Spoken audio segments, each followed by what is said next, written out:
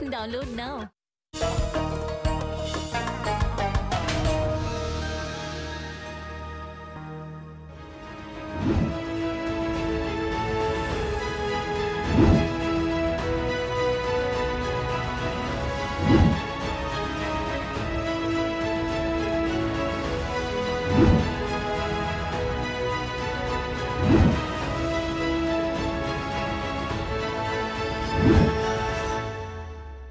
नाज़रीन आदाब, मैं हूं नीता सिंह। इस्तकबाल है आप सभी का हमारे प्रोग्राम जानकारी से कामयाबी तक में, जिसमें हम आपको ऐसी तमाम स्कीम्स के बारे में बताते हैं जो हमारे फ़ायदे से जुड़ी हैं।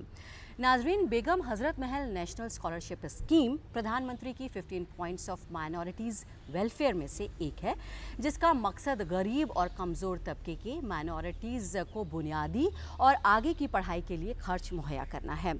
इस स्कीम के तहत माइनॉरिटीज़ की ज़हीन लड़कियों को जो कि 9 से 12वीं तक की पढ़ाई कर रही होती हैं, उन्हें फाइनेंशियल सपोर्ट दिया जाता है। इस स्कीम के तहत नेशनल माइनॉरिटीज़ से ताल्लुक़ रखने वाली होनहार लड़कियों को आइडेंटिफाई करके उनको प्रमोट करने के लिए ये स्कॉलरशिप दी जाती है, ताकि वो आगे की पढ़ाई कर सकें, क्योंकि फाइनेंशियल सपोर्ट के बिना वो ऐसा नहीं कर सकती हैं।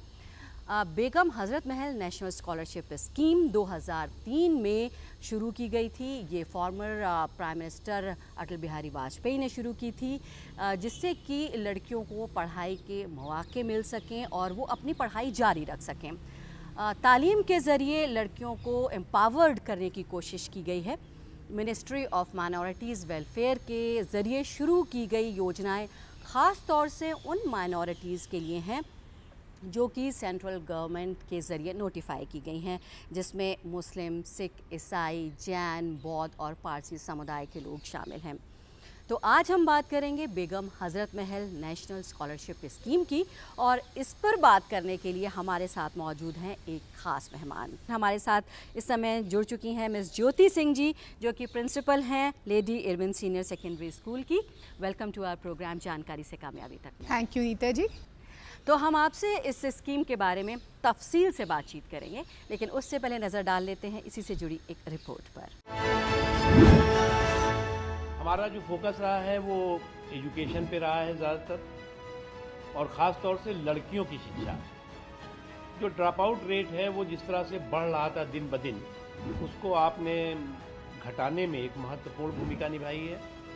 और जो 70-72% ड्रॉप आउट रेट लड़कियों का था अल्पसंख्यक समाज की, वो अब 40 के इर्द गिर्द या 40 या 42 के इर्द गिर्द रहा है, जिससे कि हमें 5 सालों में 0% ड्रॉप आउट रेट करना होगा। और उसके लिए हम 5 करोड़ से ज़्यादा स्कॉलरशिप मंत्रालय देने जा रहा है।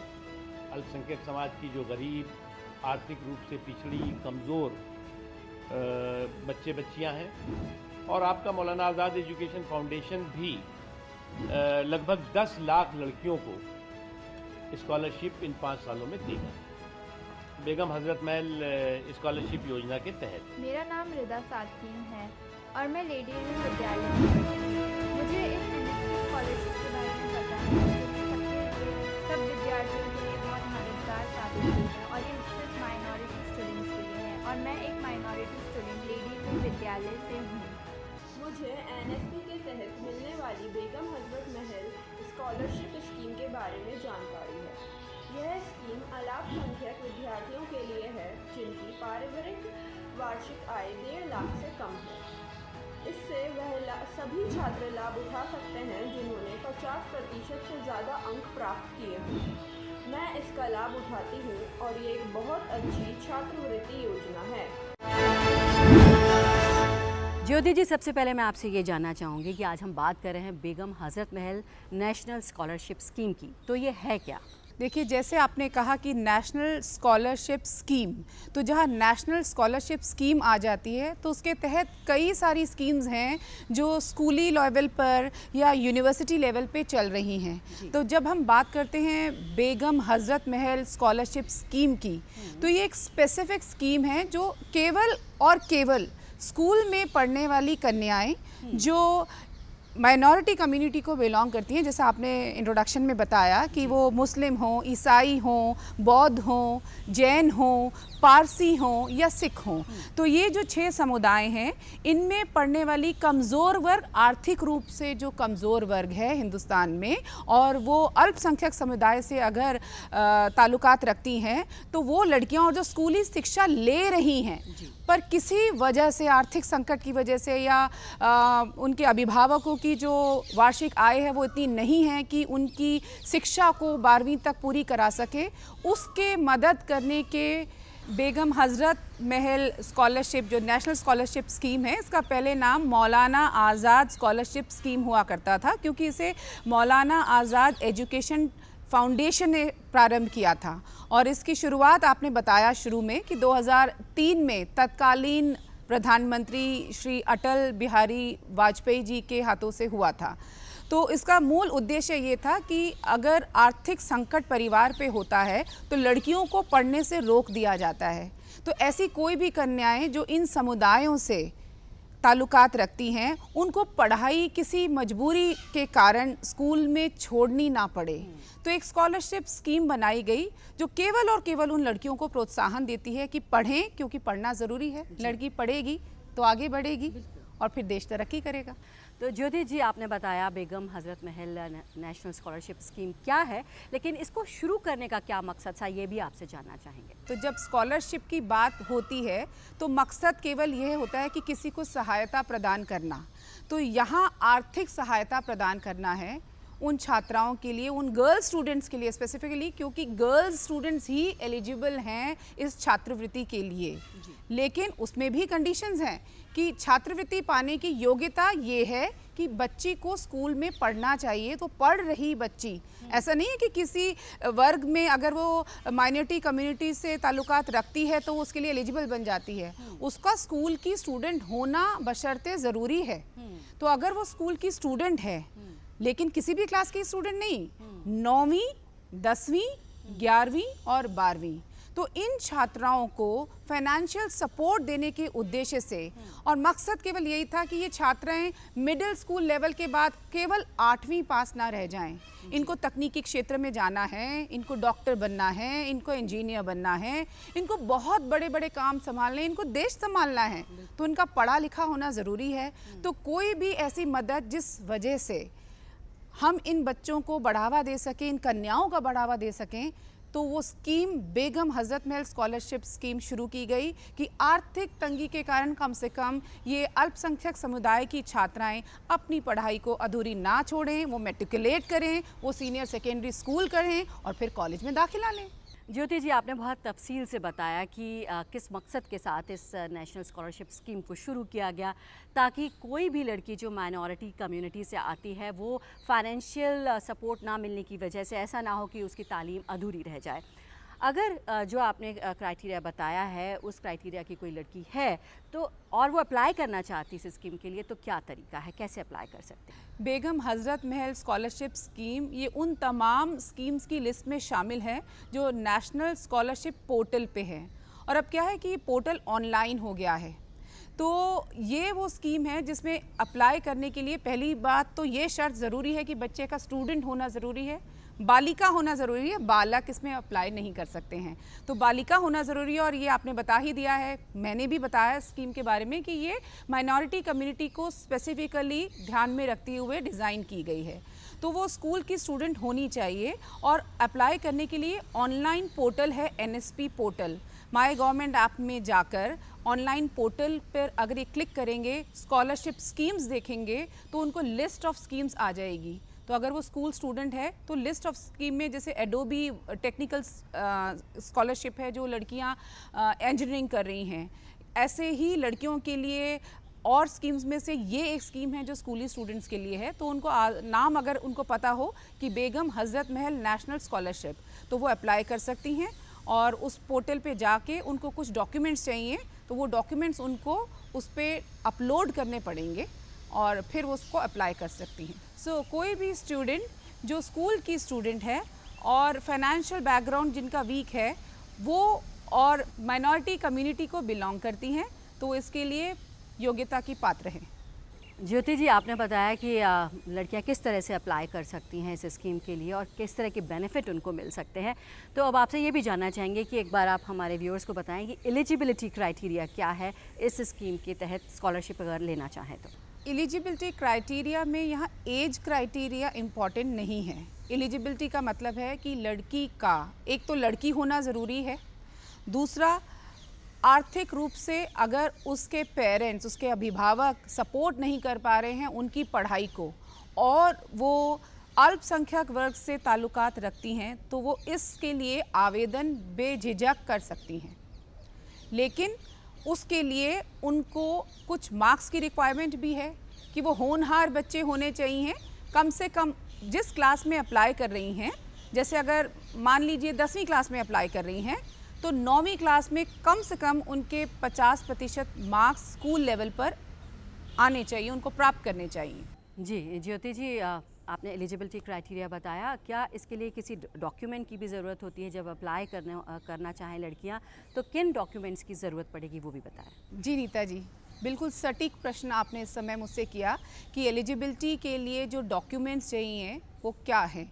तो जब बच्चा स्कूल में है, 9वीं क्लास, 10वीं क्लास, 11वीं क्लास या 12वीं कक्षा की छात्रा है, और हमें ये पता है कि वो अल्पसंख्यक समुदाय से आ रही है, होनहार बच्ची है, कम से कम 50% मार्क्स उसके पिछले रिपोर्ट कार्ड में होने चाहिए, तो उसको अप्लाई करने के लिए उसको अपने स्कूल की प्रधानाचार्य से वेरिफिकेशन करवाना पड़ेगा, जिसको सत्यापित करवाना कह सकते हैं। जैसे मैं अगर लेडी एवन स्कूल की प्रिंसिपल हूँ और मेरी कोई छात्रा अप्लाई करती है, तो उसका फ़ोटो अटेस्ट हमें करना पड़ेगा कि मेरी स्कूल की छात्रा है। ऑनलाइन पोर्टल पे जो फॉर्मेट है उसको कॉपी निकालेंगे, उसको हम उसको सत्यापित करेंगे, वेरीफाई करेंगे स्कूल की तरफ से, और उनको एक इनकम सर्टिफिकेट देना पड़ेगा कि उनके परिवारजन की आय जिन पर वो आश्रित हैं वो सालाना 2 लाख रुपए से कम है, और वो आगे पढ़ने में इच्छुक हैं। पासपोर्ट साइज़ की उनकी फ़ोटो चाहिए, आधार कार्ड, जो मैं मानती हूँ आज की डेट में सारे बच्चों के पास है, तो वो आधार कार्ड की कॉपी होनी चाहिए, और पिछले वर्ष की रिपोर्ट कार्ड की कॉपी संकलित अटेस्टेड प्रिंसिपल के द्वारा वेरीफाई की हुई, उसको उन्हें ऑनलाइन पोर्टल पे जाके अपलोड करना है। ज्योति जी, आपने बताया कि 9वीं से 12वीं क्लास में जो लड़कियां पढ़ती हैं उनको स्कॉलरशिप मिल सकती है। ये तो कितनी स्कॉलरशिप मिलती है और क्या क्या बेनिफिट्स मिलते हैं ये भी बताइए। फ़ायदे या बेनिफिट्स की बात करें नीता जी, तो स्कूली शिक्षाओं में जब बच्चा स्कूल में शिक्षा ग्रहण करने आ रहा है तो उसकी ज़रूरत होती है कि उसको यूनिफॉर्म मिल जाए, स्कूल की स्टेशनरी मिल जाए, स्कूल की, अगर किसी स्कूल में फ़ीस लगती है तो फ़ीस मिल जाए, जिस तरीके से उसकी आर्थिक मदद हो सकती है। तो ये राशि उतनी है कि किसी एक पर्टिकुलर क्लास में बच्ची अगर 9वीं की है या मान लीजिए 10वीं की है, तो उसको जो राशि इसमें मिलती है 9वीं 10वीं क्लास की कन्याओं को ये 10,000 की सालाना राशि स्कॉलरशिप के रूप में मिलती है, जो 2 भागों में मिलती है। छमाही कह सकते हैं इसको, 2 किश्तें कह सकते हैं, 5-5 हज़ार उनके बैंक अकाउंट में जाती है। तो एक दस्तावेज़ ये भी बहुत महत्वपूर्ण हो जाता है कि लड़की विद्यार्थी के नाम पर एक बैंक अकाउंट होना ज़रूरी है, क्योंकि स्कूल इसका आदान प्रदान कैश में या किसी और तरीके से नहीं करता है, उनको सामान भी खरीद के नहीं देता है, उनके अकाउंट में ये पैसा खुद ब खुद स्कीम के पोर्टल के थ्रू जाता है।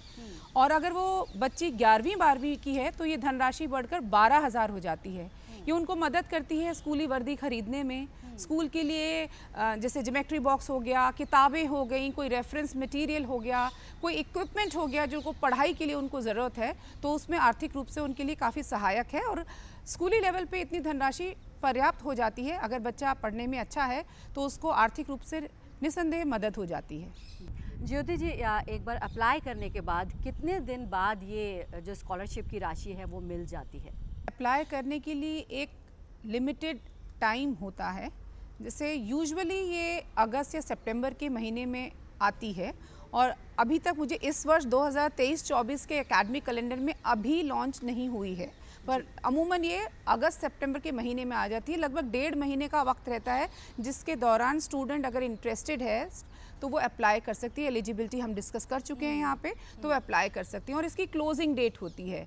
तो जब डेट क्लोज हो जाती है फिर इनका सिलेक्शन क्राइटेरिया है। ऐसा नहीं है कि जितनी कन्याएं अप्लाई करेंगी सभी को मिल जाएगी, क्योंकि अब एक लिमिटेशंस है। तो एक क्वालिफ़िकेशन होनी चाहिए, एक एलिजिबिलिटी होनी चाहिए, जिसके बारे में हम इस कार्यक्रम में बता भी चुके हैं। लेकिन जब ये सिलेक्शन के लिए भर्ती हैं तो उस एकेडमिक कैलेंडर में, जैसा मैंने पहले बताया कि अगर वो 9वीं 10वीं की है तो उनको 10,000 रुपये उस कैलेंडर में मिल जाते हैं। तो एक एकेडमिक कैलेंडर में उनको एक बार ये राशि 2 किश्तों के रूप में मिल जाती है। तो ये नहीं कह सकते कि आज अप्लाई करके पोर्टल बंद हो गया तो 10 दिन बाद राशि उनके अकाउंट में आ जाएगी। वो कभी थोड़ा वक्त लग सकता है, लेकिन हाँ, उस एकेडमिक कैलेंडर में जिस साल वो बच्चा एक पर्टिकुलर क्लास में अप्लाई कर रहा है उसके अकाउंट में वो पैसा ज़रूर आता है जब वो सेलेक्ट हो जाती है उसके लिए। ज्योति जी, आपने बताया कि एक बार सेलेक्ट हो जाने के बाद स्कॉलरशिप आती है, थोड़ा टाइम लग सकता है, लेकिन अगर हम 2023-24 की बात करें तो स्कॉलरशिप कब तक आएगी?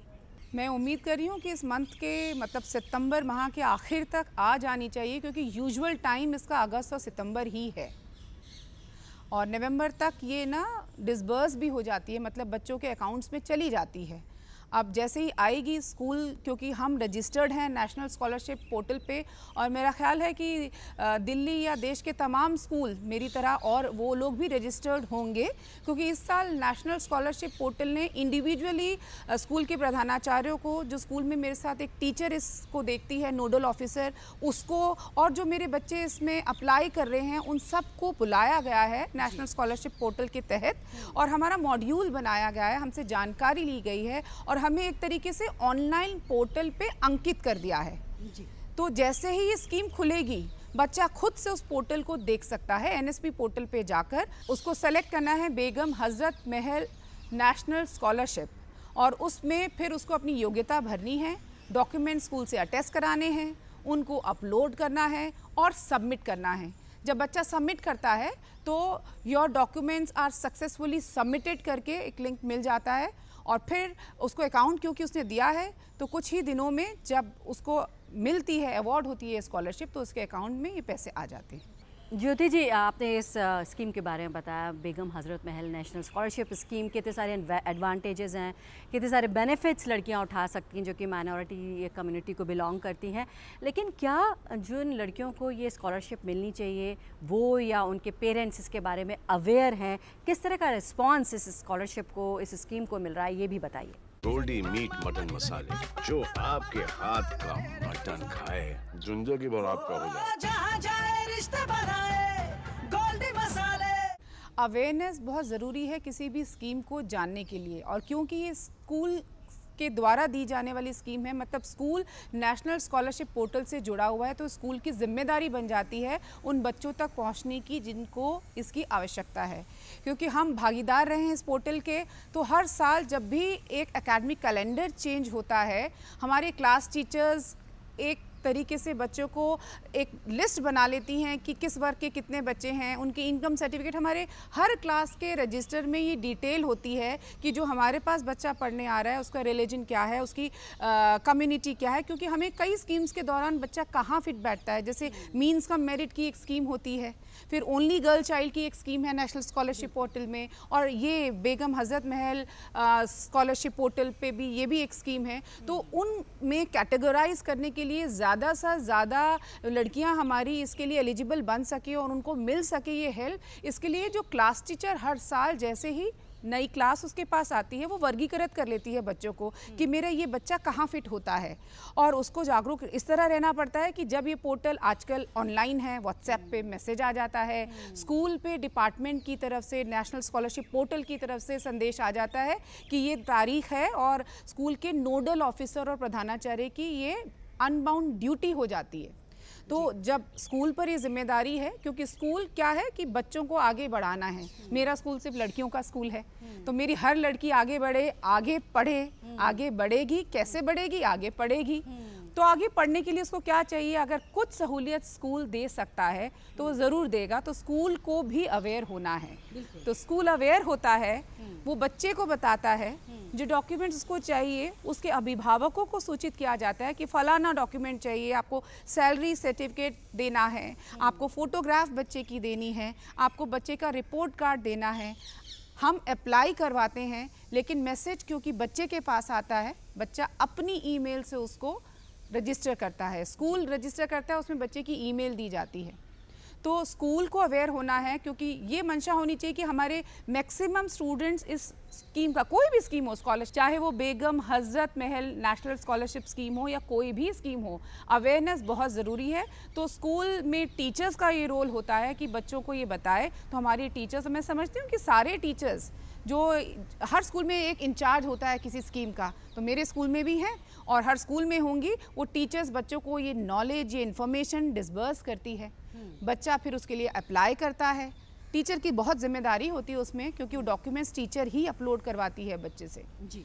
तो इस तरह स्कीम को हम साल दर साल आगे बढ़ाते हैं ताकि ज़्यादा से ज़्यादा ये स्कीम चल सके, बच्चे इसमें भाग ले सके, अप्लाई कर सके, उसका फ़ायदा उठा सके, उनकी पढ़ाई चलती रहे, बीच में रुके नहीं। मकसद यही था, जैसे मैंने शुरू में बताया कि स्कीम का मकसद है लड़कियों को 12वीं पास तक पूरा कराना, आर्थिक तंगी से किसी भी समय 10वीं या 11वीं में ड्रॉप आउट ना कहलाया जाना, उसको आगे बढ़ाना, आगे पढ़ाना।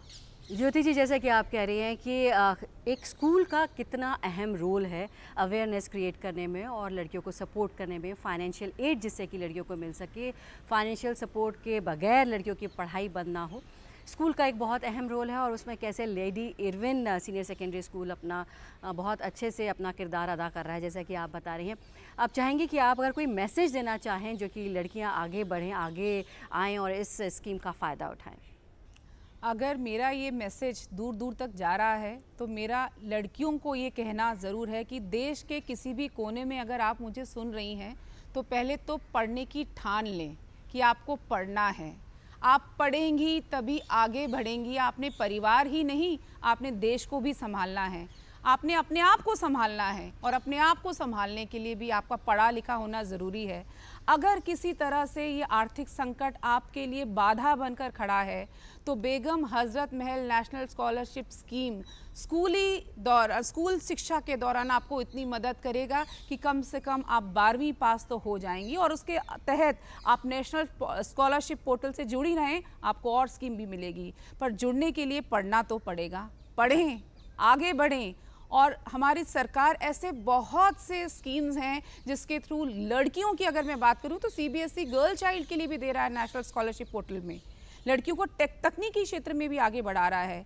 तो Begum Hazrat Mahal national scholarship portal जो है उसमें आप अप्लाई करें। अगर स्कूल की स्टूडेंट हैं, आप दिल्ली में, यूपी में, कर्नाटका में, वेस्ट बंगाल में, कहीं पे भी हैं, आप स्टूडेंट हैं, माइनॉरिटी कम्युनिटी को बिलोंग करती हैं, आगे पढ़ने की इच्छा रखती हैं, पर अगर लगता है कि कहीं आर्थिक संकट मुझे पढ़ने नहीं देगा, आप ज़रूर अप्लाई करें। आप ज़रूर चयन आपका होगा, आप आगे बढ़ेंगी, पढ़ेंगी और 12वीं तो ज़रूर करेंगी।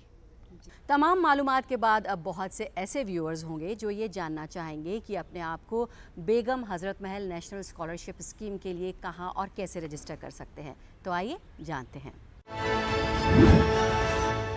सबसे पहले आपको national scholarship portal website open करनी है। इसके बाद न्यू रजिस्ट्रेशन पर क्लिक करना है। इसके बाद click here for scholarship schemes पर आपको क्लिक करना है। क्लिक करने के बाद ऐसा इंटरफेस ओपन होगा। सबसे नीचे आपको तीनों ऑप्शन पर टिक करना है, फिर कंटिन्यू पर क्लिक करना है।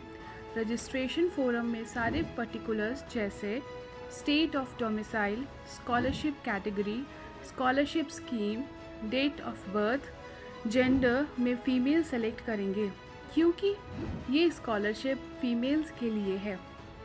ऐसे ही आपको बाकी सब पर्टिकुलर्स भी फिल करके रजिस्टर पर क्लिक करना है।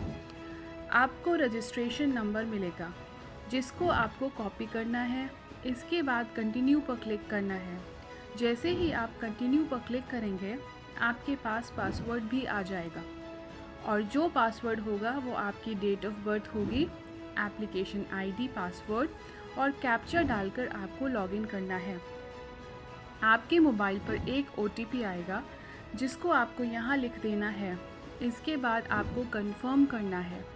कंफर्म करने के बाद पासवर्ड जनरेट करके सबमिट करना है।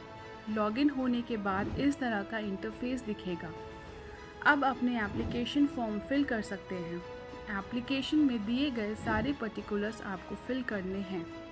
जैसे ही एप्लीकेशन फॉर्म पर आप क्लिक करेंगे तो आपको अपनी general information, academic details, other details जो स्टूडेंट्स बेगम हज़रत महल स्कॉलरशिप अप्लाई करना चाहते हैं वो पेरेंट्स प्रोफेशन में अदर ऑप्शन चूज़ करेंगे। इसके बाद सेव एंड कंटिन्यू पर क्लिक करेंगे। आपके पास इस तरह का इंटरफेस आएगा जिसमें स्कीम डिटेल्स में बेगम हज़रत महल स्कीम ऑप्शन दिखाई देगा।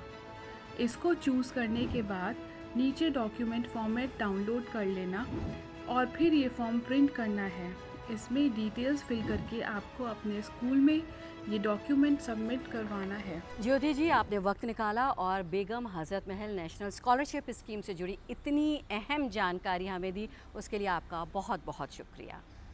धन्यवाद नीता जी।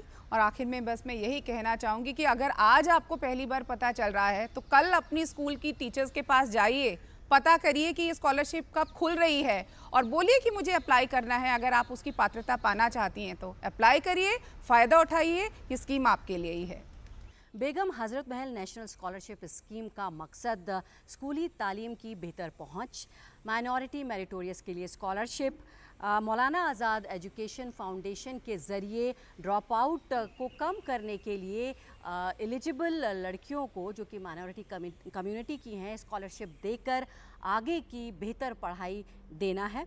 साथ ही इस स्कॉलरशिप के तहत 9वीं से 10वीं क्लास में पढ़ने वाली लड़कियों को 5,000 रुपये की स्कॉलरशिप दी जाती है और 11वीं और 12वीं क्लास में पढ़ने वाली लड़कियों को 6,000 रुपये की स्कॉलरशिप दी जाती है।